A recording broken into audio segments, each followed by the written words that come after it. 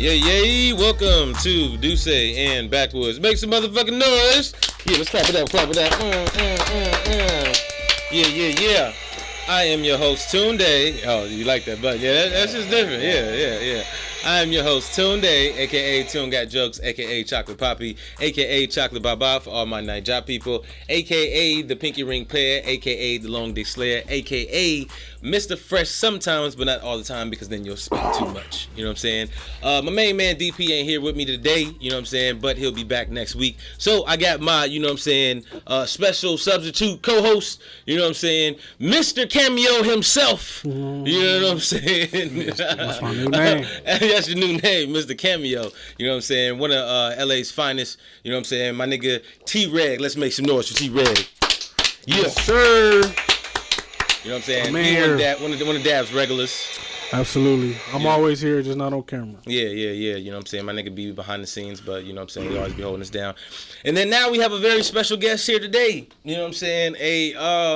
A unique individual, if I had to say so myself. I agree. Yeah, you would have to agree because this man's story is very it's an outlier of a story for him to be able to vouch for what he's been through, where he's been at. You know what I'm saying?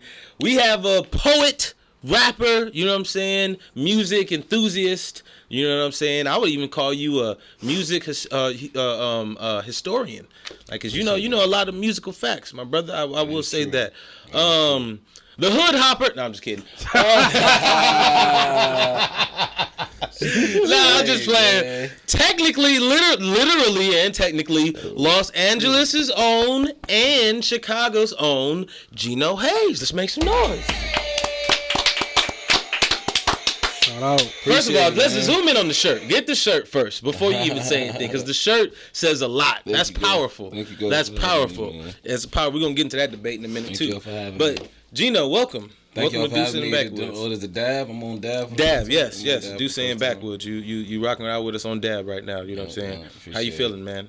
Man, I'm good, man. Fan of the show, fan of my niggas, man, and I'm glad I'm here and ready to chop it up, ready to get a little faded. Word. Okay, well, what we gonna start it off with, you know what I'm saying? Let people get to know your vibe and, you know what I'm saying, type of cat you is. What was you over here listening to on the way over here? What was you vibing to? What was you bumping? Actually, that new Snow Allegra. Oh, me too. Well, not that this time, but cheers, King. Yeah, cheers to that. That's Snow Allegra. I was listening to that too. Did you go to her album release? No, and I didn't even get the peep. Remember we was out there at the Lamar shit. I didn't even go. I didn't know that she was performing with Smino that day. Oh, yeah. I don't know if that's what niggas were saying she was on the bill, but her album is dope. I'm a fan of her for sure. You a big R&B fan? For sure. Yeah, me too. For sure. I feel like a lot of rappers are more R&B fans. Well, yeah, because like for me, like I fuck with R&B because they find different pockets with hooks and shit, melodies and choruses and cadences and all that. So, I fuck with R&B like for sure. But like Snow, her beat selection is crazy to me. Like she got the joint with Tyler on there. She got a Neptune's record on there. Word, I didn't even hear all that yet. The Neptune record to me, it kind of sound like what's the crazy record Lil Uzi got with Pharrell, bro? And that's like one of my favorite. That might be like my favorite Uzi record for sure. That's his best song ever in his life. That's his biggest banger too, ain't it? Nah, that ain't his biggest. But that shit's a crazy record. But the Snow Allegra record is like it's in that same like Pharrell's in that pocket when you make that beat. So yeah, definitely. Shout out to Snow for that, man. Shout out to Snow Allegra. Yeah, I definitely vibe with her music. Taj, what about you? What you bumping?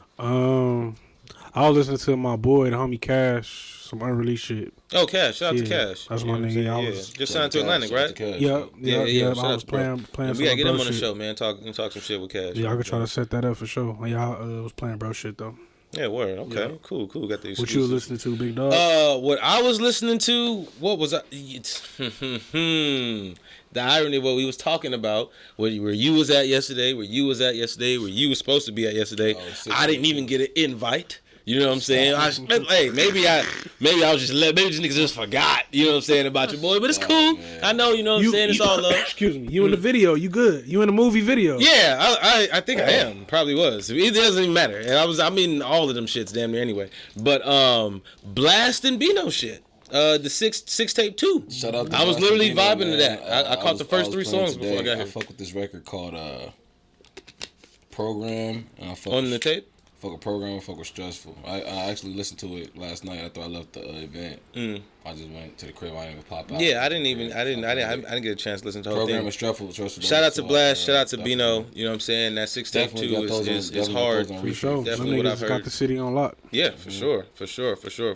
So okay, Gino, man, you are an artist. You are a rapper. That is what technically your title is. If you were to, categorize yourself in what type of artistry, you are a rapper. So how did you get into being, a rapper? And where were you born first? Let's start there. Because you got a Harold's versus Roscoe shirt on. If you don't know nothing about Harold's and Roscoe's, okay, let me explain to y'all out there. Harold's is a chicken monument in Chicago. And that shit is fire. Fire, fuego. This is an LA nigga that said it, okay? That's just fuego. fire. You know what I'm saying? Roscoe's is a chicken monument here in Los Angeles. Now, mind you, That shit boof. no, I used to love it when I was a kid, but that shit boof. I still like the waffle. I'm still rolling with the waffle. First of all, the waffle is hard. The waffle is definitely hard. I roll with the waffle. But the chicken, depending on what day and what location, but the waffle has been consistent pretty much. I feel like the people back there make the chicken like they know they at work. Not like they make it like they want it to be good for somebody. It's like, oh yeah, fuck it. Just throw that shit in the batter, man. Yo, you know what I'm saying? Like, it's like regular chicken. Like, you can make that shit. That shit gave me food poison. I ain't fucking Keep with it Roscoe. beans, Wow, like, really? the old heads in LA tell you gotta go to ones on the east side to really get the good Roscoe's. The one on Main Street. Yeah, that's what everybody say. The one on the east side. Is So the one on Pico is not the one? It used to be. It used to I be mean, back that's in the the day. Hollywood one. Yeah. That's like the. I mean, Tourist. literally, That's the city. That's the literally big the city. Hollywood one is, Yeah, it's a is tourist Gower one. and That's the one Sunset. everybody goes but- to as a tourist. The Yeah, tourist exactly. one is The Hollywood, tourist- or now it's the Inglewood Airport. The tourist one is definitely the Inglewood one for low key Okay. now. Low key. Yeah, nah. So Harold's definitely defeats Roscoe's, but I think Roscoe's has more selection of shit. You know what I'm saying? Like they just, outside for of me, chicken, Loki can't even compare. chicken ain't shit. For me, the whole idea when I did the Roscoe and Harold's thing was whenever I had either one of my friends come into the city, whether I had niggas from Chicago come to LA or vice versa from Chicago, LA niggas come to Chicago. These are the two restaurants they always ask to go to. Of course. You know what I'm saying? My nigga Chris, my brother Cavi, shout out to my boy. He came to Chicago like his first time.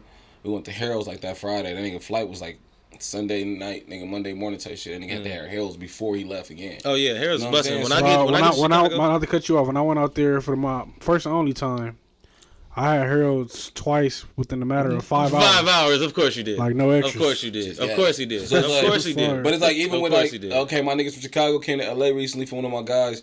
It was his birthday and shit, and he wanted to go to Roscoe's. You know what I'm saying? It's the idea of just touching the city, touching it. I guess I'm not really comparing the food. I'm more so just comparing the lifestyle. Right. The Culture lifestyle, type nostalgic shit. There type we go. shit. Yeah, nah, City I get plants, that. you know Yeah, what I'm you saying? gotta. Monumental places. You got when you tap in when you go to Chicago, you gotta tap in with Harold's. Like that's just something Man, you can't say you've we been go to to Philly, Chicago. and I'm sure it's a Gino's cheesesteak somewhere in Philly. Yeah. New York's the Paulie's Pizza or some shit. You know what I'm saying? Okay, All you're type of international, Gino. All right, you've been around, my nigga. All right, cool. What about Nigeria? What about Uruguay? What about London? shit. Never been out the country. You never been out the country? I get my passport July 27th.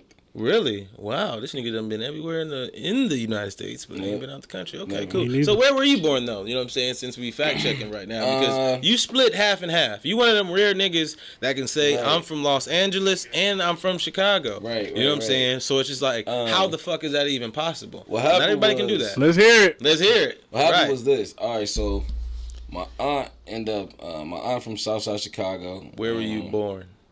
That's what niggas is asking. That's the No, question. nigga say how did it happen? Okay, bet. Before that, where were you born? Centinela Hospital, 824, That's 721. Los That's Angeles, in Inglewood. California. It's Inglewood to be exact. Bet Inglewood to be exact. My God mama bless took me King. home. They took me home to an apartment in the bottom zone. I got off 104th and like UConn. All Or some right. shit. He was born in the shits. We know that. man. All right. God This is bless true. King. This is true. You made it. Go for it. So you're born in Los Angeles. Right. How the fuck did you end up in Chicago? And when did you get to Chicago? So what happened was for Chicago, like I said, my aunt kind of goes back to the whole shit. My aunt from Chicago, her and her husband moved here. My mother followed her little sister. You know, I mean her older sister. Okay. So she'll come out here for the summer. So I came out here after high school. Met my dad on some summer trip. Decided to stay for college. So my dad was like the first person she like met, was friends, whatever. Long story short, ended up getting knocked up, baby, marriage, all that, cool. About like 9 one of my aunts passed, and my mom was just like got real like homesick. She just really missed the shot, missed her parents. And so she made the choice to move back to Chicago. Mind you, I've never lived in Chicago up to that point. I was only visiting to come see my grandmas and shit, but Right. I never lived. So 3rd grade, I left. Where was your grandma staying at? My grandma was so my family stayed. My mama's side, they stayed pretty much like either the low end or like in the Woodlawn Chatham. No, not Woodlawn Chatham or.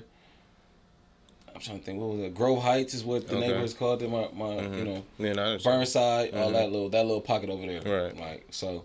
Long story short, moms go out there and a nigga move out there. Mom's at like 3rd grade, so it was a culture shock for sure. You know, I'm coming from LA and you know. Right. How was that? How I could only make. And how old are you?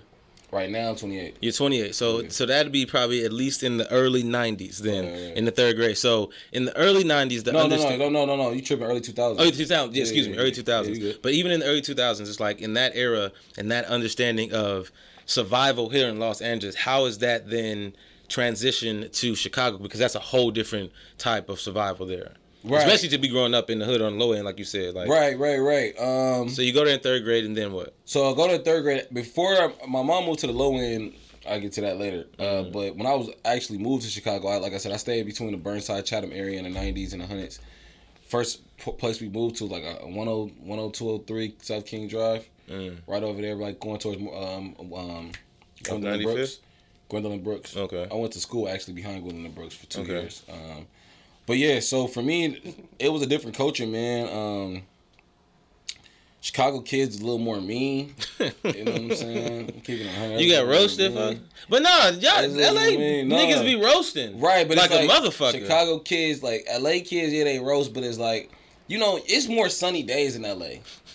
So niggas is like, man, why you so mad, bro? Exactly. You know what I'm saying? So, well, like, you should be happy. I felt like me coming in, I was this happy California kid and shit. Niggas was always hot, mad, angry coming to school. Because it's cold, bro. And shit was fucked up. Like, shit was real. Like, you know, shit like be fucked up. You can see shit fucked up on a kid's face. Like, damn, that nigga household is fucked, bro. You can tell like, when he came to school, like, he going through some shit. Hey, nigga, all they got is bologna and milk in the fucking refrigerator. That nigga's a 4th grade. You can tell, so. Yeah, you can see it on his pants. So that's how we got, that's how I ended up getting to Chicago, man. Ended up doing like the Boys in the Hood shit. Every summer I would come stay with my dad. So it's crazy though. Yeah, so it's Where crazy. your daddy stay out here? My dad, that nigga pretty much, you can say the Inglewood area. You can say that's where the majority of the time out. Okay. But it's crazy though because I go to Chicago. I'm in school, right? I'm at the rink with my older cousin doing the footworks, the 40s, you know what I'm saying? Yeah, Chicago shit, all type of shit. Then I come to LA for the summer, being with my cousins out here. Niggas is really doing crump dancing and clown dancing. Yeah, and jerking and shit. Jerking wasn't around yet. It wasn't around? Okay. This is straight crump. This is crump clown dance battle. We were talking that earlier. Jerking definitely. Okay, so let me ask this now too, since the both of y'all know this, because especially you can relate too. Out in Chicago, right? This niggas that would fucking body roll motherfuckers and they would be murderers. All right? Footworking ass niggas, like dancing ass niggas, killers. Was the crumpers out here like that? Sure they were. Was that a thing? Niggas used to be crumping and killing? If you go watch the movie Rise, the documentary about crumping and clown dancing, half them niggas is gangbanging for sure. Crazy or probably in jail. Actually, the beauty of clown dancing was it all started, niggas was making like clown group clique. They was cliques. They was real gangbangers that was clicked up. Oh, wow. And how they would battle or how they would hold on, I wouldn't say that because it was really about kids first. Not even necessarily teenagers. You like 10 to 13 and you just coming out. You did. We got to give it. If we didn't really give it a history, as far as from my knowledge, it started with Tommy the Clown. You ain't from LA if Tommy the Clown never came to your party as a kid. Yeah, I know about Tommy the Clown. Not literally, but I'm just saying like. Was he from Oakland now? No. We're from out here. Okay. And he just used to nigga used to have a 5.0 Mustang with stupid beat, and he'll pull up. It'll just be him playing music and he dancing shit, getting your party going. Then it like got bigger to where he started getting a truck and having like kids with him, and it was like the clown group. And that shit just evolved to motherfuckers having their own clown groups. And I feel like it just emerged to the teenagers to where it was like, okay, now we finna all just start doing this shit. Right. And then that's when it kind of merged with like the point he's saying as far as the so he a little bit. I'm a little bit after. What he talking about, like the original origin of it. Like I'm a little bit after, because like he said, Tommy been around. So by the time I came back, I'm start coming back 3rd, 4th, 5th grade. Now the clown dancing is like cliques, where it's like actually, it's a good thing some of these gangbangers is in these cliques because it's keeping these niggas out the streets at that moment. You know what I'm saying? That's what he was doing that shit for. There was a lot of dancing ass niggas and it was a lot of dance competitions. It was a lot of after school shit. You know what I'm saying? Like talent shows and shit that kept a lot of niggas off the streets. I ain't gonna lie, it was like being from both, growing up as a kid, man, it was so interesting because swags is different. Like completely. In Chicago, we wearing. And this is a fit. The crazy thing is too, that hat that you got right now is such a regular hat out here, but that hat out here is a whole different hat. Yeah, no, for sure. A whole different hat. In Chicago. Regular hat in Chicago.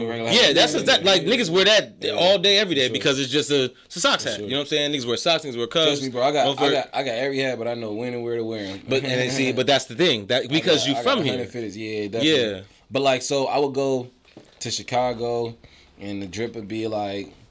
At that time, Rockaway, Academic, and Nietzsche, whatever. And then you would wear like Jabot jeans, and then we would like time up. But like in LA, at that time, niggas was wearing like Academic and like Nietzsche and all that, but niggas wasn't wearing like Jabots and tiny jeans. Like a lot of my cousins, they was wearing like Forces with scrunchy socks and Dickies and yeah, that Dickies thing is just such a Los Angeles short. I think it's just a California. The Dickies short thing, you don't even know that era. That's a whole with the scrunchy socks. Charge tell you, bro, with the scrunchy socks, that's a whole nother era. Scrunchy socks. What the fuck? Some LA shit. Yeah, it gotta be some LA shit. So for me, it was a huge transition, bro, going back and forth. But I loved it because nigga lived in the trenches in both. You know what I'm saying? Like I can really got friends that can vouch like that, nigga. You didn't live in, I didn't took the bus from the 117 and the 115 in LA to catching the Green Line at 49th and you know what I'm saying? To the Red Line at 63rd. Yeah. I really didn't motherfucking hopped off the Green Line, nigga, at motherfucking 61st, bro. Right in front of Parkway.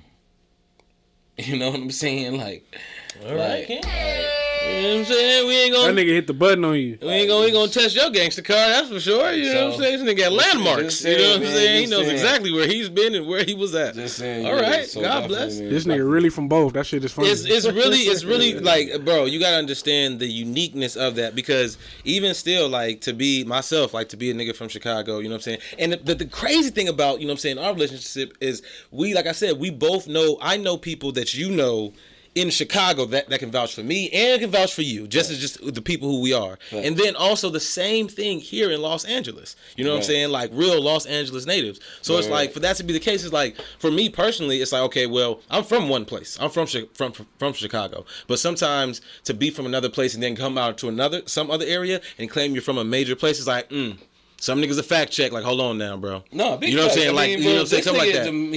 This nigga. Oh yeah, this is nigga the big, bro. He is the. That nigga take from LA. Where you from? Taj is the LA gatekeeper of authenticity. If you are from LA, Taj can either vouch. Whatever goes on into LA, Taj, huh? I said, and I really can't help it, bro. The minute I meet somebody, they say from me, I'm like, what school you going to? What school you going to? Yeah. And then they say some bullshit. I'll be like, oh yeah, all right, keep it moving. And then the thing is too is the shit you ask somebody about a rapper or something. Oh yeah, that nigga from Anaheim.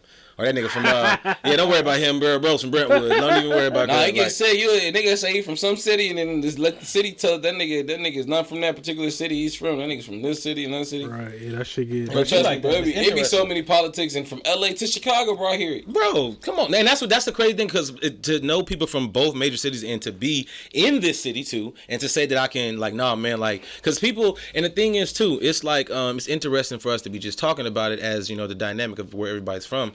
Because it's people give Los Angeles so much slack sometimes because it's man, LA don't got no culture. You know what I'm saying? And they'll think that there's a lot of superficial things that goes on out here. There's a lot of Hollywood shit. There's a lot of, you know what I'm saying, food shit that goes on with people. But in reality, it's because they don't actually meet the natives. You know what I'm saying? So Taj, you can vouch. I've been on here arguing for years with different people about, you know what I'm saying, Los Angeles culture and LA natives. And it's all right, cool. It's because I've actually gotten the opportunity to get to know people. You know what I'm saying? And get to actually be in these backyards and actually be on these porches. You know what I'm saying? That's because motherfuckers be hanging on his favorite side of town. This nigga, he started a quote. He been saying this shit for years. What? He likes to hang out north of Olympic. So for those who don't know, Olympic is a street out here. Yes. That north of that, it's LA, but it's the LA that motherfuckers move out here and be at. The ones that people complain about and feel like north of the 405. Exactly. It ain't no culture. That's basically that's where he like to hang out at because he just feel like the hood just be on bullshit. So, and I feel him though. I feel him. Yeah, but the thing is, you grow up and I look at it too like this. Like, and I wanted to ask you this too. You know what I'm saying? You know the dynamic, because if you growing up in the hood in 2 major cities, it's like at a certain point, then like you can wear that hat in Chicago, no problem. You can wear that hat here too, no problem, because you know better. You know what I'm saying? But in certain instances, but it's like. Also, too, you would know better about what environments to put yourself in. It's like, now that you survived all that shit and you knock it on 30 and shit, it's like, you would want to now know that, all right, cool, I can thrive in these cities and survive in these cities without having to, you know what I'm saying, turn around my back. I'm a grown-ass man. I should be able to wear whatever color, whatever hat I want to. You know what I'm saying? Yeah, but then again, you know better in certain instances just because you know the environment you grew up in. For sure. You know what I'm saying? So it's like, of course, you don't want to just, you know what I'm saying, kick it in the hood all the time because you know better. Yeah, so it's like, in all respect to you, too, for him to say that, it's like, yeah, nigga, like even myself, like I came out here not to go to the hood, even though I know a lot of niggas from here. I don't be hanging out in the fucking hood. I mean, yeah, it ain't even about hanging out in it. Yeah, of course, it ain't about that. Niggas is, you know, fuck all that. You slide through. I slide through some of my people. Keep it pushing.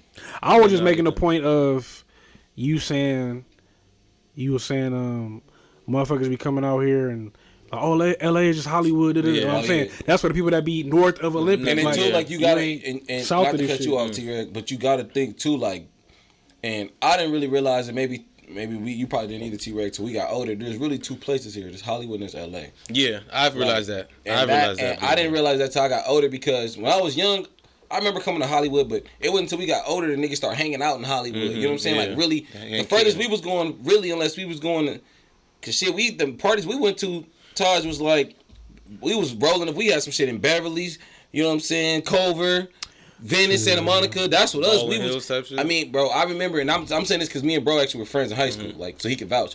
I remember the furthest I would hang out with us niggas going north at that time in our lives was to Melrose or the Grove. Other than that, we was definitely going to, we would come to parties that way, but like Etienne House, that shit was far for us, like coming from the hood. Oh, you know Etienne? Hey, come on, man. Well, hey, bro. But you know what I'm saying? Etienne, you know what I'm saying? Yeah, that's the So it's like, so now it's like, as I get older, I get to see like, damn, okay, it's really 2 places. Hold on, that nigga tried to hit a nigga. Oh, you know that's nigga. Hey, it's real city shit going on. My bad, brother. No, didn't mean to interrupt y'all. I thought you were saying to him like, you said it was you started thinking. He know us, bro. It's not even about him or anything. You already think he know us. How many niggas can you throw up in the air and say, yeah, 3 of them name is Etienne's? That's the one time, you know what I'm saying, a name like that pop up, nigga. Oh yeah, I'm gonna say something. The fuck? You don't just throw that name out there like everybody. Oh yeah, Etienne. I remember going to bro threw a crazy house party, but I just remember going to bro shit, and it was fun as fuck. And I remember like this was not clear nigga the crib. You know what I'm saying? But this time, shit, if we so young, nigga, I was still going to parties in Gardena and shit, bro. I'll still do that to this day. Slide, but I'm just saying. But no, I get what you're saying. Like we was literally sliding from Gardena. So okay, you went to high school out here, and did you go to high school in Chicago too? Nah, I went to I did 3rd through 8th. I did 3rd through 8th grade in Chicago, and I did high school out here. And then you went to college in Edwardsville, right? No. I went to college downtown. Oh, where'd you go? Columbia? Yeah. Oh, that makes a lot of sense. Cool. How did you get into music then? When did music start? Because evidently you have a lot of experience and a lot of culture blends. You know what I'm saying? Because being from Los Angeles, there's a lot of shit. Like you just said, you've learned. You experienced 2 Los Angeles and Chicago. What's up? I got a big ass family on my dad's side. My grandmother had 12 kids. Shit. Yeah, like she had a lot of people to come out of you. For sure, she had 12. And she had so many kids, she used to just figure out something to do with these motherfuckers. So like, she used to throw these talent shows in Compton and shit. And one of the kids used to win. No. Oh, Tyrese used to win. It's cool.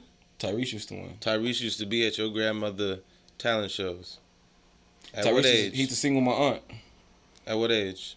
Like 12, 13. He used to sing with my aunt Antoinette. This is documented. You can send this to this nigga personally. This is documented.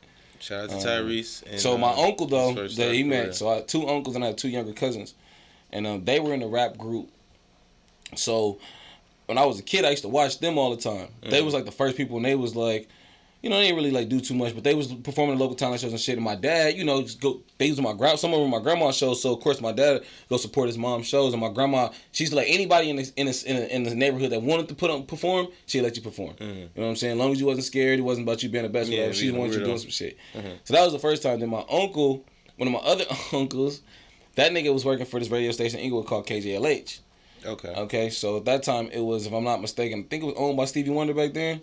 So he used to have a Saturday night show, and I just remember seeing him like prep for his show and shit like that. He like, you know, being outside in the garage and, you know, mixing this shit. So that was a very good interest. He was actually the first person I ever recorded with, man. I remember I was 12, and I think I asked my dad, like, man, I want to go to Uncle Kiki. I want to try to make a record. He said, call him.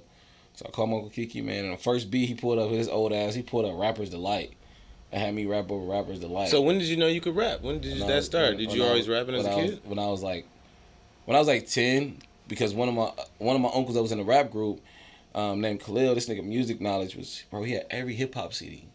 When I was 12, I knew like the same lyrics to the Young Jeezy and Lil Wayne that these 22, 23-year-olds knew, because I was under my uncle all fucking summer listening to music, like, because I was going to school in Chicago, so I would come out here for the summer up into high school, so I didn't really have that many friends no more. I had only my cousins and shit for the summer, but because I had 12 aunties and uncles, and I got 40 cousins, you know what I'm saying? God damn, man. See, honestly, man, I'm gonna give you some noise for that, but I'm also gonna press the button for that too, because why are y'all fucking so much? Because I don't have that many cousins, my Uncle Kiki, man. My Uncle Kiki alone, that nigga got 10 kids. That nigga got 10. That nigga got a 10 piece, bro. That's hard though. So, hey, I guess. Then, you know, I got met, like, you know, one of my other cousins, my cousin Mike, through marriage, so then that happened. So now you got 12 people, so now you got their relationships, and now you're intertwined with... Oh, my nigga Mike Hobbs. Yeah, Mike Hobbs. So, yeah, so... Okay, I got a question then. How then, being a LA native, would you say being around people who then have stardom or fame either affects or amplifies, you know what I'm saying, your connections that you do have?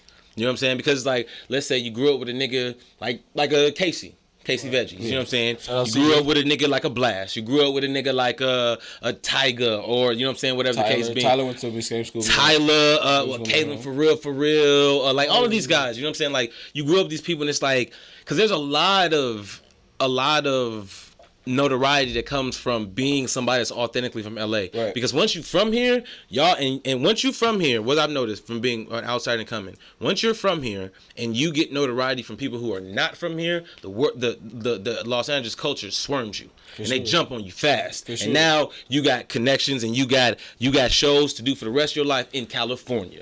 You know what I'm saying? No matter how big your buzz is outside of here. You could tour California for the rest of your life and be rich forever. For the rest of your life, exactly. You know what I'm saying? 15 places I guarantee you, niggas like Sugar Free still touring. He's still going out here. You know what I'm saying? Too Short, E40, they out here still getting money. Even if they ain't getting booked nowhere else in the world. California holding them down. Yep. You know what I'm saying? So how do you then, like, you know, like, go about your regular lives knowing that you are friends with people like Janae Aiko, you know what I'm saying? Well, for me, out of all the people you named, nigga literally for sure grew up with Casey. That's my nigga. Yeah, that's exactly. Like really one of my day one homeboys. I mean, if that nigga though, he was popping young, so I mean, it's kind of, he a bad comparison, but he not, in the sense of just like, it was dope and it was new to all of us at first, but then like niggas got used to that shit. Right. Bro been popping since he was 4. He a year younger than us. He was born in 93. He been popping since he was 14. It's crazy to elaborate on him. So that's another thing too. So a lot of these niggas out here pop very young. You know what I'm saying? Like, well, no, I ain't gonna like Casey is like the Casey situation. No, Tyler, let me Casey. Say, when you say young, you got no, rap nobody young doing and it you like got bro. young. Yeah, no, I get that. Rap young is 18, 19, 20, 21. 18 to 23, you a young rapper. You feel me? Facts. Casey started getting his notoriety like 14. But not on no like Lil Bow or Lil Romeo shit. Yeah, like, he was getting respect for sure. Like, bro, but I was gonna elaborate on Reg and say, shout out to we was talking about this last night actually too, or not last night, 2 nights ago at the studio. CV a legend, man. CV made it to where for me, CV and for other person for me it'd probably be C-Sick from Chicago. C-Sick. Those two made it to where for me, celebrity shit is irregular. Yeah. You know what I'm saying? Like, I didn't, with Casey, bro, rest in peace, Mac Miller, I didn't really been in the Mac Miller house, bro, in the studio hearing songs with Mac Miller. I didn't really been around Wiz Khalifa with Casey. Wiz is really, you know, I'm like, damn, this, and for me, bro, like, and he'll tell you Wiz is top 5 of our high school generation. Like, that nigga Wiz, for our high school generation, and that little pocket, you know what I'm saying? So Casey, my nigga C-Sick to have me around Tory Lanez. Yeah, shut the fuck. I didn't been around Jeremiah, and these are people that I think are genuine niggas, so I'm saying that to say, Casey and for sure C-Sick, they made it to where the celebrity shit is regular to me now. Like, don't get me wrong. Like, I still be like, okay, damn, that's bro. Okay, cool. Like, you still gonna be like, okay, you gonna look at, you know what I'm saying? You see a nigga on the internet, you gonna see. Okay, so then my next question then on top of that, then as an artist and because I know even myself too personally, like I have friends like. I can honestly say I have a ton of friends that are on television. I got niggas that's on billboards. My little brother been on a billboard in the city. You know what I'm saying? Like, it's just different shit that's like, yeah, shout out to film. You know what I'm saying? Just different notoriety that certain people have gotten around you. And it's like, do you feel that it then gives you that motivation as an artist, as a producer, as, you know what I'm saying, a rapper yourself, to know that you know other people that, you know what I'm saying, have made it? Well, I can answer this quick. For me, no, it wasn't no motivation because, like I said, I was used to this shit. Like, I got comfortable with it. What did ignite me getting motivation again was meeting motherfuckers like you or anybody else I done met that's from out of town, and y'all niggas coming out here making connections and making shit happen. And I'm like, damn, I'm sleep. Like, I'm really like, I'm sleep on the city. Like, I'm not even knowing the power I can have and maneuver and do what I got to do. Because in reality, I'm such a nonchalant, just like, nigga, like, oh, I'm about to go to this in Hollywood. I'm like, I'm straight. Because I'm used to that shit. Right, yeah. Nigga been doing that shit for, I'm 28, but nigga been doing this shit for a while. But it's like, nigga, like, y'all move out here and y'all get that shit rolling. I'm like, damn, like, I gotta, I'm tripping. Like, hold on, let me figure this shit out. And that's the crazy thing that you can, that honestly, like, Ray, that's some real shit for you to say that, because that's humbling. Because to know what you have, but then to be honest enough with yourself to say that you don't really utilize it just because it's been there. And it's like, it then becomes a situation where it's like, niggas you look at it, bro. Nigga, we talking about this 2 nights ago once again, bro. When I first dropped in the city, out of nowhere, bro, I had like one of the most fire first mixtapes. I ain't gonna say the greatest, but my shit was definitely fire. Buzzing. Bro, me and the homies had a little clothing brand, like, you know what I'm saying? I didn't even cherish the shit because the shit was so regular, you know what I'm saying? Because we was already used to this shit. We didn't even understand the power. Like, even he was damn near, bro was a part of it, you know what I'm saying? Shit called Caviar and Co. It was like 5 of us, bro. We didn't even know the influence, bro. I have pictures from a party where literally everybody in the party that fucked with us is wearing our t-shirts. I had the tape. I had the tape. Taj basically had the streets. He been in the street, homie. Like, not like that, but everybody know T-Reg in the streets for sure. My nigga Chris was the fly nigga, and L Bug was the tie between the streets and the fly niggas. So this was our little shit. But like you said, shit was so regular because unfortunately we seen Casey do it already. So it was like, all right, it's cool. Okay, then cool. Do you feel then that hinders you? Then sometimes it allows for you. Sure, that's what I was saying. Yeah, for sure it did. Bro, I for sure should have went way harder, but it was like, you know, then you got to think too. When you from here and going back to him now. I'm looking at me and him yesterday, and just looking at everybody that was around that I started with, right? Like, I'm talking like 14, 15, 16 been around, and I'm looking at all these people that's around now. And it's really like me, him, and the homie KY, and maybe and Vic are like the 4 people I'm looking around at that I can remember from 14, 15 years old. But I fuck with so many other people walking up to Gino, and it's like this whole time I didn't realize, nigga, I was so much trying to get, you know, this little part of LA that I knew, but it was so many other fucking people, bro. Right. Yeah. Like, we are out of this. Me and him was talking about being in the LA bubble the same. Bro, I'm looking at him like, damn, bro, I'm out of that same. I'm out of the, but I'm still in it, but it's so much other. You know, so much other people now, bro, that fuck with us. You know what I'm saying? Like, it's actually crazy that you're talking about the LA bubble, because that shit low key is the same thing in Chicago. Because there's, to be from a major city and to get notoriety in a major city, it allows you to forget about the ceiling that comes with it, and you then get so, you know, I guess embedded, caught up in the hype. It caught up in the hype to the point where it's just like you forget that there's a bigger world outside of your city. But then like I said, what was so dope about what you said, you know what I'm saying, is because it brings a different perspective of understanding. Because to be embedded and caught up in the hype here is one thing, but then when somebody from either a smaller town, you know what I'm saying, like a Fayetteville, you know what I'm saying, or a fucking Little Rock, Arkansas, or let's just say somebody comes from another bigger town and just utilizes all the resources that you got out here. Shit, it puts that's what I did in Chicago, nigga. Niggas was like, what, nigga? When I got to Chicago, bro. But they would be the same thing, and a lot of people would think that Chicago doesn't have certain resources, but somebody from the outskirts coming in. Bro, Vic loves fucking Chicago. Bro, shout out to nigga Vic. When he came to Illinois and shit, and when he started vibing with Chicago niggas and realizing all the shit he can do in Chicago, that nigga never stopped, you know what I'm saying, tapping in there. The world, especially big cities, niggas gonna be niggas. LA, New York, Chicago, niggas from big cities gonna be niggas. But yeah, that's true. I was saying I was saying that to say that to the fact of niggas is definitely a great thing of going to another city. That's even though Chicago wasn't a new city for me, it was new for me because I never lived downtown.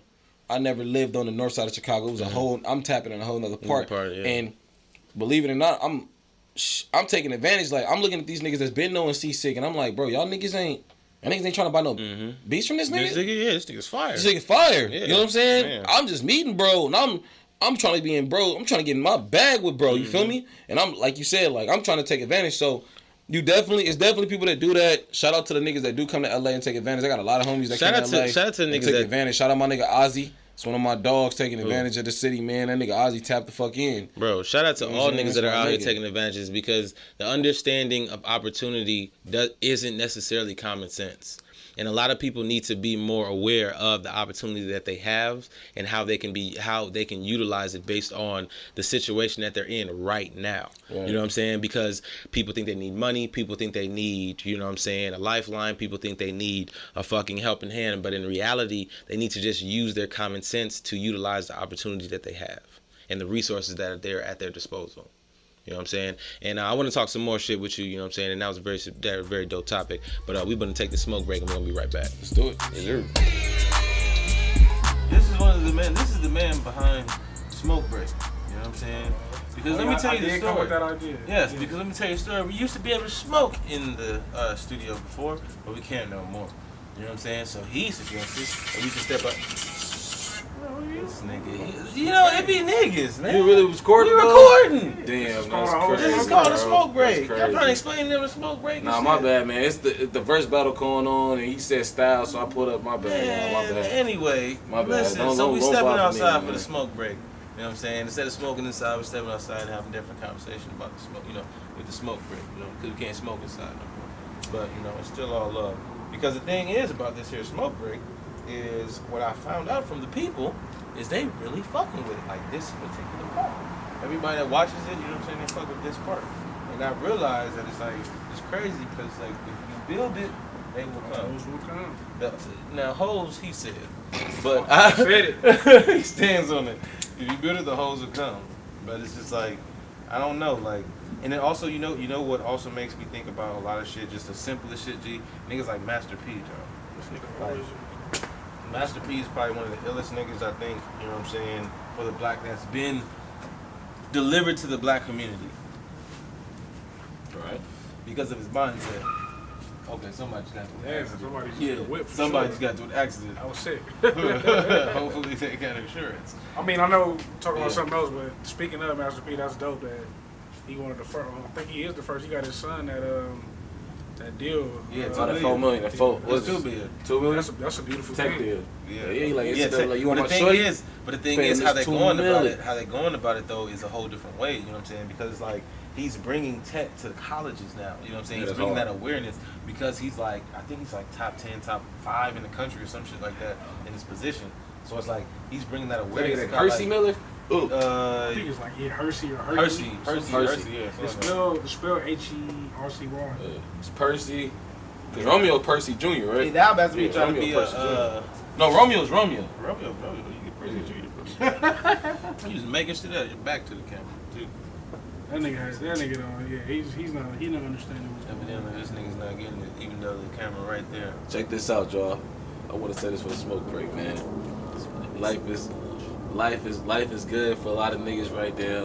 We just want to make it better. You know, we blessed. What made you get a neck tattoo?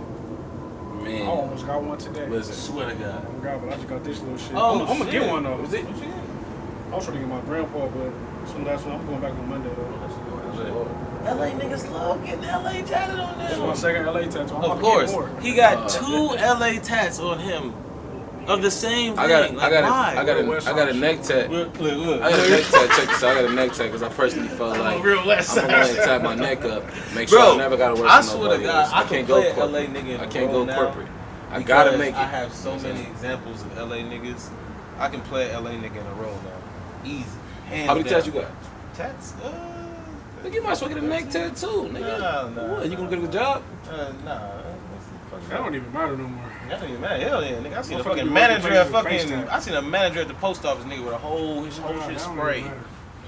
Bro, I'll get a face tat. I ain't gonna lie. Bro, I want a face tat. I ain't gonna lie. I'm gonna get one. I ain't gonna lie. It ain't finna be no like. You would really look like a gangbanger. Don't. I hear it all the time, but hey man, you would really like a gangbanger. My swag is my swag. It ain't finna be no like. You know what I'm saying? No, I'm sure you probably get something subtle, It's something gonna be little. real. Yeah, I would. I'll definitely get one. You know what's crazy? My ex-girl had a face tat. I didn't even know it. Yeah, I didn't even know it. She got it when she was young, too. Shit. Yeah, I remember. God bless her. Like 11th grade, motherfuckers really started getting face tats. That's the thing, I guess. But shit, like I said, it don't really. But the thing is, like I even just went back to just the Master P thing. It don't matter what the fuck you do. You can have a face tat. You can have felonies, all type of shit. If you build a platform that people fuck with, if you build it, they will come. Period. And we're back.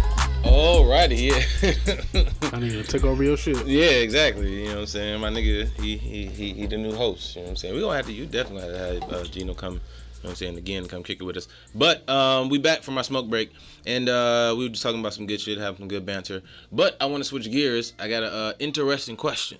You know what I'm saying? I just want to know a little bit about you. I want to get the people to know a little bit about you. You know what I'm saying? You too, Taj. You know what I'm saying? So I want to know. You know what I'm saying? As men, honestly.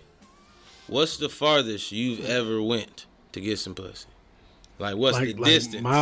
Mileage. Like, you drove, you took a plane, you took a train, you woke up at a certain time in the night. What's the farthest you ever went to get some pussy? Gotta think. I drove to DeKalb. You drove to DeKalb. Where's DeKalb? Let people know where DeKalb is. Illinois. I was about to say, that must be some Illinois shit. I don't know. From Chicago. You drove to DeKalb from Chicago. Yeah. DeKalb from Chicago is about like 3 hours, 3.5 hours. No, it's not. It's like an hour and a half. Nigga, you're lying to yourself. How I go from an hour and a half to 3 hours? Somebody got to be lying. You are lying to yourself, sir. Hold on. Go ahead, Google it. There's no way in hell. I can't think of the distance, but I know the most burnt out thing I have did just to make sure I secured it. But I'll wait till he done. Just to make sure you secured it. Yeah, I know. I want to know that too. Y'all gonna be like, this nigga's fool. Google that. Like that's a pretty distance. Like he tripping. He trying to find it right now. But what you got though, Taj? I might as well go. Yeah. Don't cut me off too when you figure it out. So I know you like, but nigga. Yeah. But yeah. Well, as far as just when you say the furthest you mean whether it's distance or just nigga, you could have took out. a flight. Yeah, you could have took a. You know what I'm saying? So like I said, the distance. I can't really think. I mean, nigga done went out of town and made sure he had some guaranteed, but that's the most funniest and crazy shit I did. I met a girl off Instagram that lived in Arizona, but she had family out here. She came out here a lot to visit her family, and maybe like a week after talking to her, she was coming out here. But I knew I was half of the motivation too. She drove out here. Really? But like soon as she drove out here, she was coming straight to me. I had booked the room. And nigga, I stayed on the phone with her the whole time she drove out. Okay, so you didn't technically drive. I didn't drive. Stayed on the phone because I've driven to Arizona. That is at least a 4.5 hour drive. I stayed on the phone. You know what I'm saying? So you were on the phone. So you literally he threw that fucking yo-yo out and waited till it came all the way back. He definitely beat me to Cal. I'm making sure that it's about an hour and a half. It was an hour and a half. Yeah. All right, so you drove. All right, babe, I was exaggerating a little bit. So you drove an hour and a half. But this was like this was my joint. Let me say this too. This was my joint. It wasn't like just to jump off. This was my joint. You know what I'm saying? Shout out to her. This nigga just winked at the camera. I'm low dead. Key. Hey, all right. Well, no, I wasn't low. You just couldn't see. It was very high key. High key. That was hilarious. We still good people. Okay, so you didn't. That's very interesting. Yeah, I didn't drive. That's very noble of you though. I don't know because I was making sure it was secure. There was no. Absolutely. Hey, shout out to that. It was worth using all his unlimited minutes. Yeah. Period. I was making sure there was no games being played. I'm like, fuck it. And then, for her, it was, I'm so sweet for staying on the phone. Staying on the phone, of course. She had to reward you for that. Body was crazy. She had some gas and the body was crazy. Let's give it up for that, right? This is some while back, but yeah. Yeah, it's a while back. You know what I'm saying? Long time ago. Me? I've flown across country. I have flown across country. Yes, I can say that. So this is what I want to know though. You flown across country. Did you hit before? Yeah. Oh, well, I mean that's not bad. Oh, well, okay, well, yeah. We're talking about You saying okay. saying as far like how far you've went? I'm thinking of like, of course, mileage or just like nigga, just most burnt out shit you've done of just. Yeah. Okay. Well. Okay. Let me look at it like that. For the first time you hit some shit, it's different when you done already hit it. Let me think about. That's how I was thinking of the question. Yeah, technically that is a question, but then I looked at it when I answered like, yeah, that's a little foul. All right. The farthest I went for some. Like for the first time. For the first time. Yeah. I would probably say about an hour. I've flown girls to me though. About an hour. Yeah. That also. See, I get that. That's nothing. I mean, I'm not. If you got it, fuck it. I pay for flights. I ain't never did that, but I'm not like, oh nigga, it ain't all that. I pay for flights. You know what I'm saying? I've done that. I've definitely paid for 2 flights. So I can say. So what do you think is the proper protocol when flying a girl out to you in another state as a man? What are you expecting from that woman when pussy. You flew out? We know what nigga. That's all the nigga worried about. Pussy. Pussy. Come you on, not man. trying to have a good time with it? That's gonna come. That's gonna happen. So this is a exclusive package. So what's included in the package when you fly the girl out? What would she expect from Gino Haze? She gonna expect to get courted, have a great time in the city. You know what I'm saying? Eat good, drink good. You know what I'm saying? Have a reason to put that shit on, get dressed up, take pictures, all that. In return, I'm expecting that motherfucker to be, you know, bust open. Dasani. You know what I'm saying? Dasani. But of course, you ain't trying to be like, yeah, you know you gonna give me some pussy, right? Like, you ain't just trying to do that. Right, but. So you gotta keep it player. So that, but the thing is, some niggas, you know what I'm saying, like, there are females that are put in certain situations where they get the worst end of the stick, you know what I'm saying, where they get flown out, they get kept in a hotel, you know what I'm saying, they get fucked, and they get one meal, and then they get sent back. Shit, I ain't mad at that neither. You ain't mad at that neither. That's on her though. She should have enough money where she can get the fuck up out the hotel. If she see it ain't going bad, nigga, it ain't going good. Shit, she should have some money to get up out of that hotel. So do you think that women sometimes, you know what I'm saying, use their body to utilize, you know what I'm saying, an experience? Nigga, do we not use our money, nigga, to utilize an experience? Our money and their body is the same shit. It's a sick situation, but it is. Nigga, their body is worth money. So you would say that women's body is their currency. Do people not pay for pussy? We all pay for pussy in our own way. For sure. Yeah, that's true. So that's currency. Instead of just the literal exchange of give me some pussy. But there's niggas that do that too. Of course. You know what I'm saying? Respectfully too. Honestly, nigga, if you really got it and a nigga doing that, well, I feel like that makes sense. If you on some bullshit, you got a whole girlfriend, wife, and you just making sure there ain't no strings attached. This niggas for sure doing that. Like, fuck it. You know what I want here, just to make sure there ain't no feelings. You know what I got going on. You ain't got to have my number. Here. We ain't got to exchange no information. There's plenty of niggas doing that. Fuck it. That's pretty smart, honestly. Bro, honestly, like, if you got the bread to... You know what I'm saying? Go up. Nigga might want to pay for a threesome. This bitch might not want to give him a threesome. This is like, you know what I'm saying? Being honest, like, if you got the bag, bro, like, the bag dictates a lot. So you might as well just pay for it then. Well, no, because I personally still think it's pretty dope to have a chick to vibe with. You know what I'm saying? I think that the world goes around because of women and because of pussy and all that. Okay, that gets to my next question. Woman is everything, bro. That's perfect. I'm glad that you went there, brother. You know what I'm saying? That gets to my next question. That's everything, bro. Yeah, that's the caddy. Word. Okay. My next question then. What was about to ask? Okay then. You then as an artist, I want to know this. You know what I'm saying? Why do you feel that for men, you know what I'm saying, it's difficult for men to express their emotions personally rather than, you know what I'm saying, externally in their music? Like, you catch some niggas who, you know what I'm saying, let's say like Dirk ass niggas, you know what I'm saying, very emotional in his music, very, very transparent, you know what I'm saying, all these street niggas that talk about their traumas, their pains in their music, but it's like in reality, niggas gotta stay tough and shit like that. Why do you feel like people don't, you know what I'm saying, or wait to express themselves fully in their music? You as an artist, would you say that you do that? Or are you a person that's more in tune with his feelings and his emotions? I can answer this for him. Bet. No, I'm gonna let him answer. I'm both. Like, I don't have a problem. I was about to say that nigga's both. Like, that nigga's emotional. Yeah. Like, I don't have a problem. Like, if it's an issue, bro, I really like. I don't have he'll tell you, I don't have a problem speaking my mind. If I don't like some shit, I'm gonna say that shit, bro. Like for me, I grew up as an only kid, so I always You only child? Until I was 16. My dad had a little brother and I was 16, 15, okay. 16. Okay. So for me, like I always grew up, as he might say, emotional, because it's like, nigga, I'm not going, bro. You're not about to say whatever to me. I was always getting into it. And then, like, for me, I was always a cool nigga that never was, like, chose violence. But, like, if I went there, it's like, okay, I'm blacking out. I got to go there. I'm not going to tolerate no disrespect. But, yeah, I can do both. I don't have a problem saying how I feel. You know what I'm saying? But then why do you feel that other artists sometimes I think that shit just cap, bro. I think we just don't know them niggas, bro. Niggas is, you know what I'm saying? Like, if you really know motherfuckers, bro, like him, like we really like he got real rapper friends. I'm sure he's had real life conversations with all of us to where niggas and got some type of emotional. We not might not say it in front of nobody else, but to a nigga like Taj who we know, okay, cool, bro, is a solid nigga and sacred and you know what I'm saying? I'm sure, and like I said, mutual homies. I'm sure we've all came to you about something in some way or form. It was a little emotional. Yeah, like you said, it's just about the personal level of knowing somebody. That's pretty much it. That can go for anything. But of course a nigga gonna get on the Breakfast Club or whatever and act like he just toughest and roughest. Right. Because that's still a part of the It's crazy. And like nigga like Lil Durk gets so much love because he's talking about, you know what I'm saying, his affection and his, you know what I'm saying, his love for his girl India. You know what I'm saying? Yeah, what's the tape he dropped? Love for the streets. Love for the streets.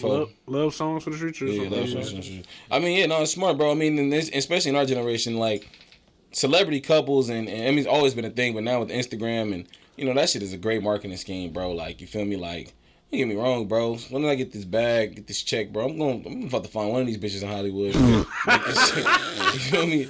Well, you done already gave away the secret, nigga. I'm about to. But Lil Wayne Ben told us the secret. The nigga said when he said fucking with a pop star wasn't nothing serious. I was running up the pop charts. Like that shit's for real. Like he said it. Like it's really a formula. Okay, my next question. That's a formula. My next question then.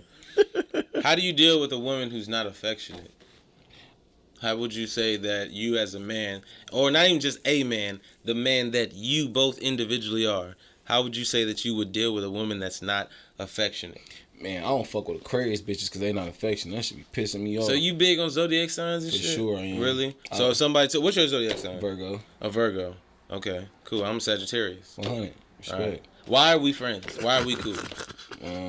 Shit. I don't even know what you got rolling in life. I know about me though, and I know about the motherfuckers, the bitches that I felt I wasn't compatible with. I had to look. But okay, cool. But does it transfer with friends and shit too? Yeah, because my friends that are Aquarius, they're a little weirder. Okay. My friend Lauren, a Taurus, he's fucking bullheaded and you know what I'm saying, and stubborn as fuck. You know what I'm saying? All right, well then So, cool. yeah, Evidently you do. understand that. But even still, back to the original shit. With women then, you know what I'm saying? Right. A woman that's not affectionate, how would you then deal with it? Because evidently you What I had to learn, because I was really dating a Aquarius girl, and I really liked her. You feel me? And She played with your heart? No, not even. She just was like, and I hit. It wasn't even like that. And I hit. Nigga always gotta, you know what I'm saying, make the hit. emphasis now. Just so y'all know, I definitely fucked. Definitely had to hit. But I'm saying, you know what I'm saying? But I'm saying, she broke my heart. it was like a nigga. Fucked. It was like that was like a nigga first time. Like damn, like you really just like you know, you get tired of a girl, you start you start drifting. Bitch start drifting. I'm thinking shit is rolling. I'm thinking it is what it is. She start drifting, and then you feel me? I have to start learning. You ever cry with a woman? You said what? You ever cry with a woman? No, I never did that one. No. Cry over a woman? No. I've cried in the heat of the argument, but over a woman, nah. Not like, oh, she gone. Nah, hell no. I definitely got in like yelling matches. Yeah, I done did that and getting just emotional in the moment and tears, like not like, but yeah. But you got to think too, like regardless, like all of us in here, it's always some woman that you gonna fuck with more than these hoes, bro. Like you know, like it is what it is, bro. People still got spiritual connections and shit, like. Okay, but I'm just saying though. Humans. But I'm just still to answer original the question. question. Yeah, Yes, answer the original question. Answer the question then. You got to answer. I don't know. That's just it's a tough question for me because I'm the type of nigga like I'm not that affectionate. Like I do be in the beginning because a nigga trying to capture it, but after a while I just be chilling. But then again, it's not like I don't want affection too. So I don't know. It's hard for me to say how I would deal. When you with say affection, you mean walking around holding hands and shit? Like no, it's not. It's there's certain levels of affection that a woman can give you. You know what I'm saying? Like if I'm at the crib, if I'm at the crib, you feel me? I like you know you kick your feet up on me. I feel like that's affection, right? Nigga, I don't know how to be affectionate to a nigga. You know what I'm saying? I'm trying to figure out what affection is, bro. What you mean? I feel what you're saying. What does affection mean? You would have to ask. Now, mind you, maybe I should have asked while a woman was here too. But I'm asking. You know what the fuck affection is? That's the fucking problem, nigga. What the fuck type of bitches you been fucking with? You don't know what affection is. I'm trying to see. Tender love and care, nigga. You know what I'm saying? Right, I know what you're saying. I get that, but I'm trying to see like what example you at with it. Like, nigga, I'm saying okay, all right, bro. Well, okay, no, but it's just like no. My thing is okay. What would be your example of affection? That's what I said. Like, okay, we at the crib watching the movie. You got your feet on. That's a sign of affection. Yes, that's one sign of affection. That's one sign. So I'm thinking you saying that, or are you saying that's like cuddling, nigga? Like, okay, cool. I'm just saying. I'm thinking anything past physical shit. I know physical is affection. I'm trying to think other shit outside of physical shit. I feel like basically the whole premise of him asking this question is on some like you dealing with a woman that's just like y'all know y'all fuck with each other, but she might be treating you homeboyish. Yes. Exactly. You know what I'm saying? But but you know you fucking. Like you're literally having sex with her. And that's why I was saying that's difficult for me to answer because I know there's times where I can be dealing with a girl and I know I could be very like standoffish in the sense of acting like just a regular homie and she'd be like, damn nigga, like what's up? Yeah. Like, you know, like and I'd be like, damn, I'm tripping. Like let me, you know, but that's just a nigga getting comfortable and getting used to her. And getting used to her, right. Okay, cool. I get that. That makes sense. But yeah, for the record, I answered that question. I got you. Yes, you answered the question. You definitely didn't answer the question. I don't know. You know what I'm saying? I'm sorry, y'all, man. I'm trying to. I'm doing the best I can up here, man. Do you know a woman ever went through your phone? No, believe it or not, no. Really? Now, I've definitely had a girl over my shoulder and see some shit. Wait, okay. You got into it because evidently it was a story because it has to have been something for you to bring this up. You must have got into it with that girl by looking over your shoulder. She didn't even hear your own phone. No, I'm saying like a girl seen like over my shoulder and mentioned like 2 days later, oh, so who's such and such that she was texting. And did y'all get into an argument? No, I'm gonna shut that shit down. You shut that shit down. But look, crazy shit is, luckily if girls never went through my phone, luckily, because I know like, you know, I definitely could have been in a situation in the past, in my younger, wilder days, where somebody could have went through some shit and been a little hurt, my nigga. Oh yeah, that's definitely happened to me. Really? How you get got though? You got in the shower, sleep. She just probably seen me putting in my passcode on the sneak. First of all, Taj, passcode is in the last like 4 or 5 years, so you got caught recently. No, nigga, you put your passcode on your iPhone. No, you said this was passcode. Passcode's just passcode. This is like passcode's. Nah, nigga, I've been having passcode on my iPhones like 2012, 2011. Bro, exactly. Yeah. Yep. All right. He thought he had some shit. No, let you relax, nigga. Passcode's been cracking since iPhones became a thing. All right, whatever. But this is like 20. This is definitely like mid 2000 teens. So this is like 2014, 13, something like that. But anyway, right. Yeah, I guess you probably seen me putting in my code on the low. You know how niggas be making the memes and the tweets when a nigga wake up to the nigga woke up. I'm like, oh really? Shit. I'm like, what the fuck? Damn. And then she was nigga. Then it was just like a nigga wake up. Let's say this is my face, nigga. It's like the phone right there. I'm like, oh shit. And yeah, you know, you take some wild shit. I mean, you know, nigga just had bitches. Yeah, had bitches. He was doing his thing. Niggas just had bitches when I shouldn't have been having bitches. Did she take you back? You know, she took a nigga back. Of course. You know, she left that night, was mad for some few days, and came right on back. You know how that go. But yeah, that's definitely didn't happen to me. That female in particular just went through my phone plenty of times. Yes. Damn. Yes, and that was pretty. Has female went through your phone? Man, female took my phone and ran with it. Damn. Like, man, this is like one thing to lock yourself in the bathroom or whatever. This is one thing. Like, it's another thing to come back and it's like your phone is gone and she is nowhere to be inside. That's wild. Like, you can't even. Like, I remember coming out of my apartment and it's like, what the fuck? Like, she's gone. Right. She's like this, like, and you can't call her. Right. So, have y'all ever been through a female's phone? That's a good. Be real. No. Honestly, I have. I haven't. Well, now, I called a girl up one time. I was in a hotel with this chick. She was in the shower. I was being petty though. She was in the shower and somebody called her phone. Go for it. No. It was. I called a chick up. She was in the shower. Somebody called her phone.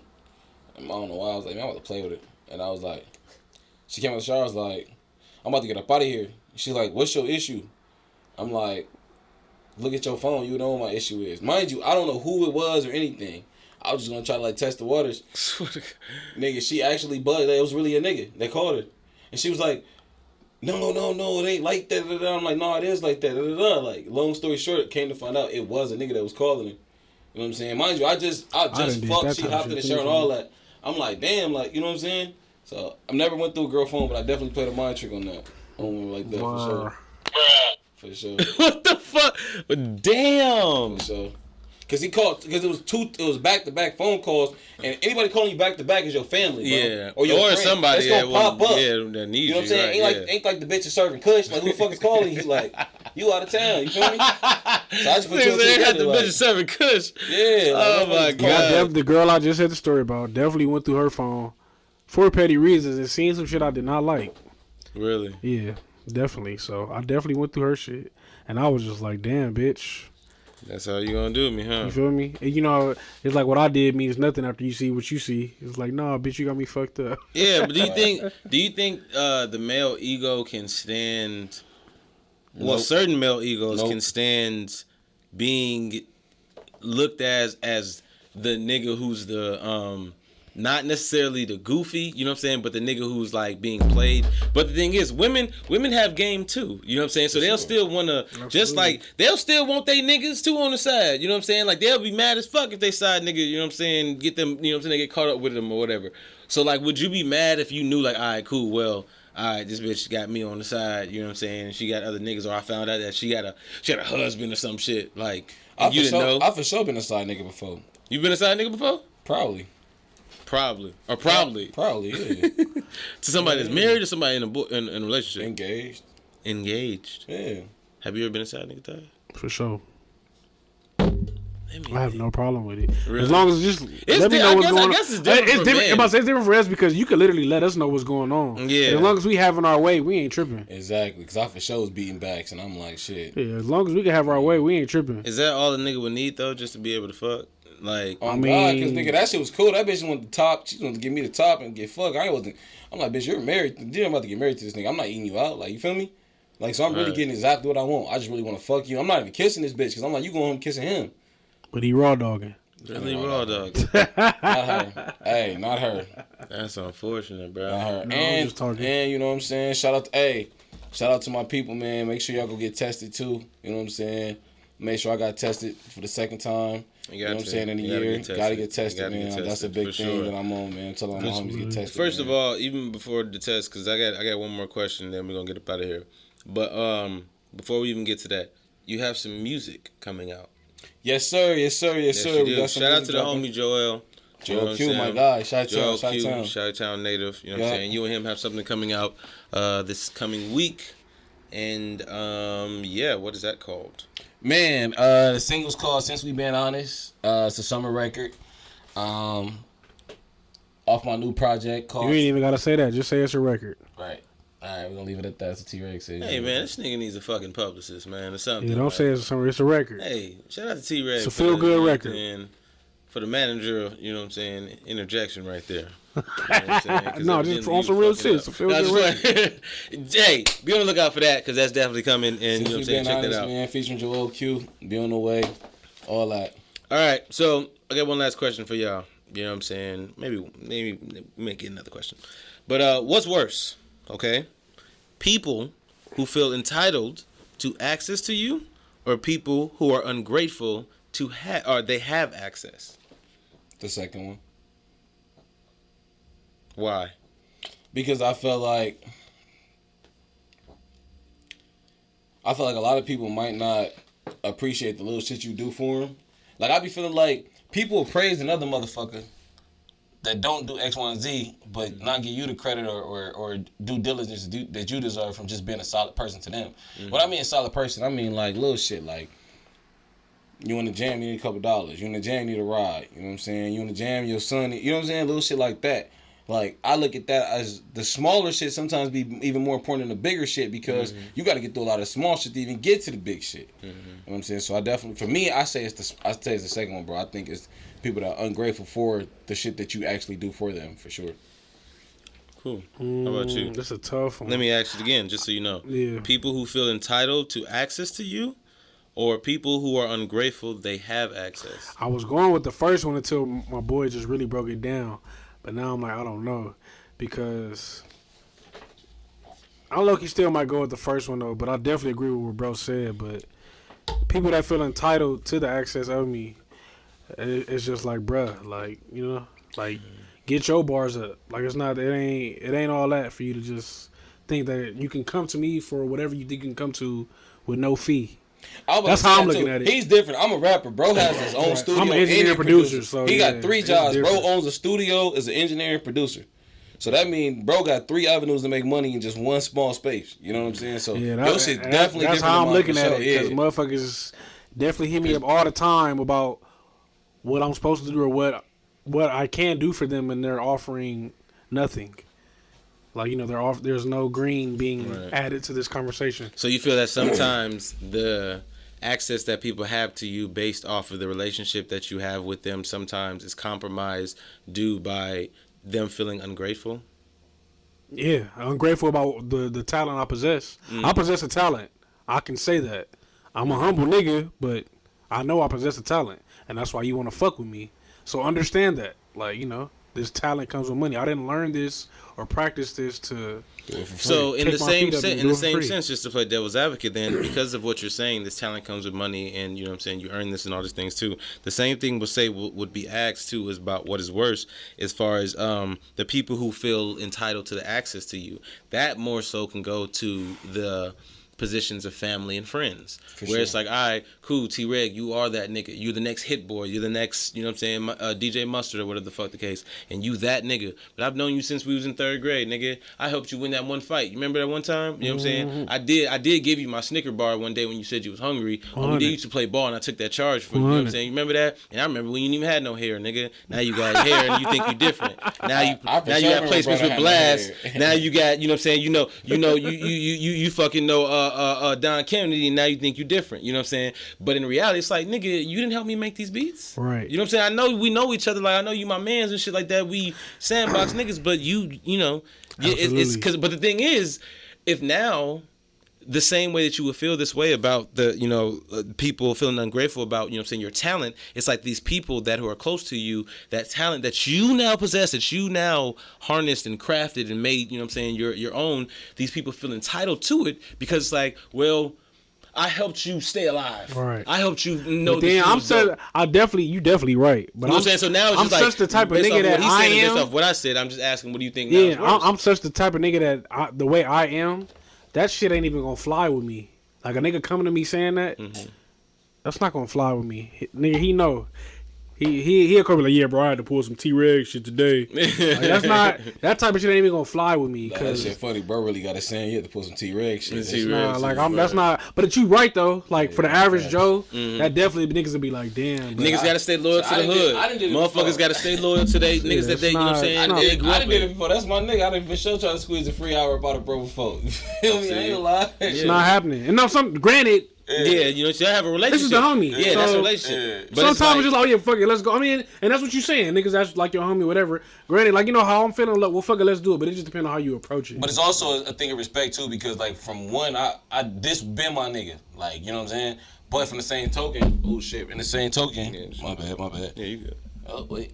All right. In the same token, I understand that this is bro job. This is bro how he make money. So I still gotta respect this shit the same way I'm gonna want to respect bro shit. And I think that's the number one thing is if we get really down to it, it's like, are we really? I think what it comes down to too is respecting the craft that others have. You know what I'm saying? As either, you know, self-employed or entrepreneurs. You know what I'm saying? Because if you come to an understanding of what you have access to, like we were talking about resources and different things like that, then you start to have a better understanding of yourself and what you can do with those things, rather than it's like, all right, cool. Well, yeah, motherfuckers out here, like, I got niggas like $10.50 or some shit. Yeah, I'll pay him when I get. No, fuck that. I pay a nigga on time. You know what I'm saying? Because I know what I'm getting from him. You know what I'm saying? I know what I'm getting from you. I know what I'm getting from everybody that's involved with the things. And it's all sole ownership of our craft. Like, exactly. It would be different if I worked at fucking McDonald's or some shit, and all 3 of y'all the homies.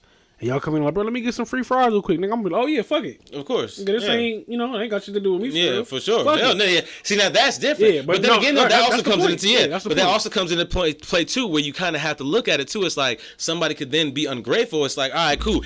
Every time I come into McDonald's, yeah, not every time. Every time I come in that bitch, nigga, I need a free fry, a burger, a cheeseburger. You know what I'm saying? All that shit. You know what? Getting laced come from lacing the other person. That's true.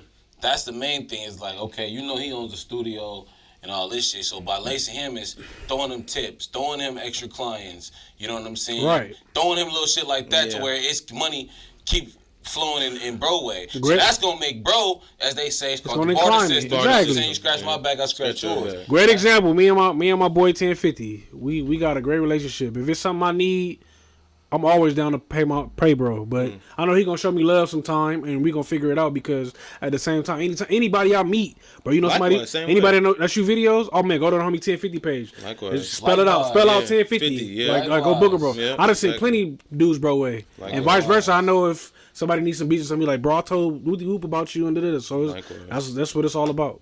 Yeah, relationships is big. You know what I'm saying? So I guess that it kind of gauges the dynamic of the understanding of both phrases. Like, literally, not to cut you off. Literally, told you to fuck with 1050. Told you to fuck with 1050. And he here. Yeah, that's what this shit all about. Yeah, no, I fuck with 10-5 for sure. You already know. You know what I'm saying? Shout out 1050. Young boy 1050.